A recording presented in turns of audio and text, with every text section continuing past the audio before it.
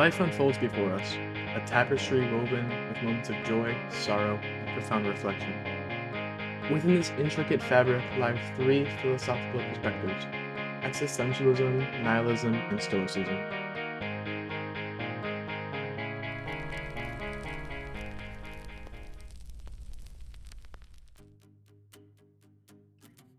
Existentialism challenges us to confront the fundamental questions of existence.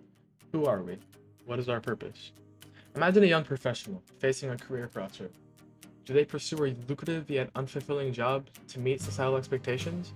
Or do they take the leap of faith, following their passion despite the uncertainty? This scenario embodies the existentialist notion of embracing freedom and responsibility in shaping one's own destiny. It's not just in one situation either. Every day you get into places where you can either choose to conform to society or create your own future. Whether it's talking to a girl, going for a hike, or doing your homework, which I'm especially bad at, you're always choosing between what society wants and your own destiny. Throughout my life, I've went through periods of doing what I thought would please others and doing what I wanted most in my heart. And I feel as if now I'm at a point where I can safely say, doing shit because other people told you to is the wrong way. Nihilism presents a stark contrast, stripping away any semblance of inherent meaning or value. Consider a person grappling with the loss of a loved one. In the depths of their grief, they may question the significance of life itself, overwhelmed by that sense of existential emptiness. I know that there's been points in my life when I've also felt overwhelmed with existential emptiness. There's been times when I've felt as if nothing mattered, as if I don't matter, and nothing I do has any impact on anything, anywhere, or anyone.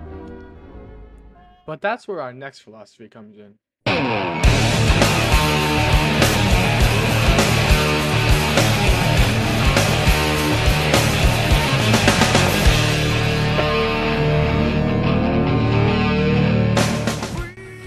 Stoicism in simple terms is just being able to think in the present. Realizing that every negative emotion you have, fear, sadness, betrayal, anything you could be thinking of, makes no sense. Frankly, all of these bad thoughts are just completely irrational.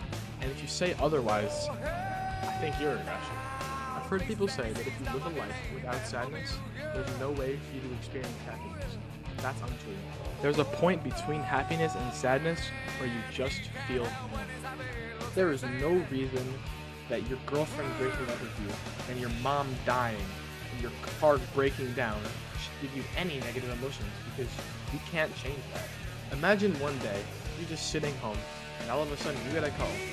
Your dad got in a car crash and he's dead. Immediately, most people's first thoughts are going to be just extreme sadness, just the worst form of grief you could ever have. But once you start to think about that and unpack it, you'll start to notice that grief, that sadness, has no benefit to you or anyone else in any way. The only thing that you can do that even makes sense is focusing on right now. Now that your dad's dead, you can learn from him. Learn from his life. Learn from his mistakes. You can remember him as everything great that he did. But if you remember him and all that you feel is sadness, then all you're doing is causing yourself to go into a deeper and deeper hole of negativity. You're ruining your own life. You need to take whatever happens to you, every challenge thrown at you, everything that makes you sad. You need to find peace in that situation. You need to realize that there's nothing you can do anymore. You need to learn to grow from every single thing that will ever happen. In my life, whenever there's any challenge or hardship thrown my way, think of it like this. I chose certain actions in that situation, and it's over. Now that I've made those choices, I can't undo them. I can learn from those choices. I can learn from what happened, but I can never change. I look at all of the decisions I made, all the mistakes, and I know right there that I will not make those mistakes ever again. Once I realize the issue in what I did, I grow. I get past it without letting it affect my life in any way. And that's the heart of Stoicism. Not letting anything that's ever happened in your life affect you negatively in any way.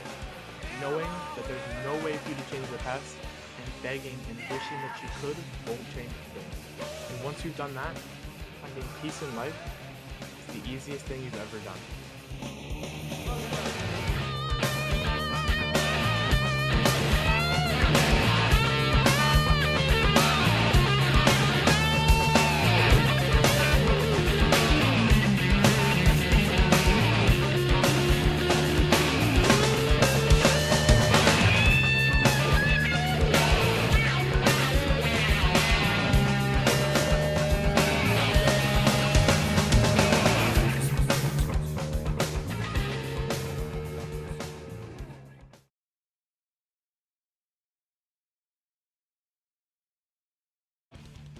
is currently 6:21 a.m. on Friday. I just finished editing this stupid project for Mr. Saladin. Ugh, God, this sucked because, like, we had a whole plan for a project me and Phoenix were gonna do. Just like some Diogenes stuff. We're gonna have like a medieval sword fight. There's gonna be a new cap and stuff, and we suggested it like last Wednesday or Tuesday. And Mr. Saladin said he'd see if we can get it done, and then Monday he tells us no, and it was due Monday. So, like, think of a new thing, and we finally couldn't. And then on Wednesday, we came up with one, and we had a whole plan, and that's what I started to make yesterday. And I made like half the project, and then I realized, damn, this sucks. Like, it was awful. So then, like 7 hours ago from now, I was like, shit, I gotta make a project, because otherwise I'm gonna get assaulted by Phoenix when they realize they have a 20 in philosophy because I didn't turn in the project. Oopsies.